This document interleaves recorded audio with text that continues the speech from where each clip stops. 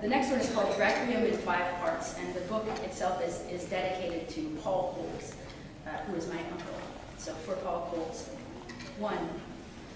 A whole head gray, hair, lips, eyelids, cheekbones nearly visible, fine threaded, tutu tulle from monster ballet, residue perhaps of the Mount St. Helens ash you shoveled off the roof, heavy stuff that it was, to keep things from caving in after a whole week in black and white and gray, and you, the old meat of Greek mythology, the faulty phoenix, always leaving, never coming back, the hole in the mountain top. You weren't family anymore after my parents split, but you nonetheless showed up to my mother's place Christmas time, all gray and utterly.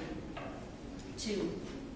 Passing through Pendleton, city of wool, city at the foot of a great burning hill, my mom, my sister, and I learned the different parts to Down to the River to Pray, sang it in Columbia River fog outside Portland proper, appropriate somehow that you are forever a lotus eater. 3.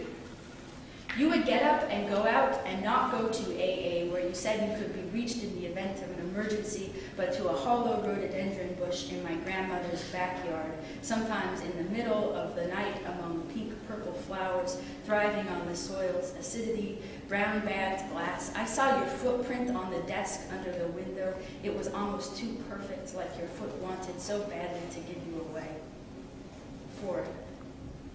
I closed the closet doors where your clothes still were for fear that small parts of you were still in them, for fear of spontaneous resurrection, of the confusion of you finding me in your room, finding yourself stuck on various articles of clothing, for fear of the strange explanation I would have to give.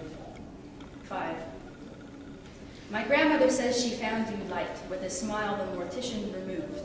I wouldn't know. I hid outside the viewing, said I was looking after the kids, yours and my little sister. Not likely you had gotten any more gray, but I did not care to find out, assuming you had died heavy to have left such a mark.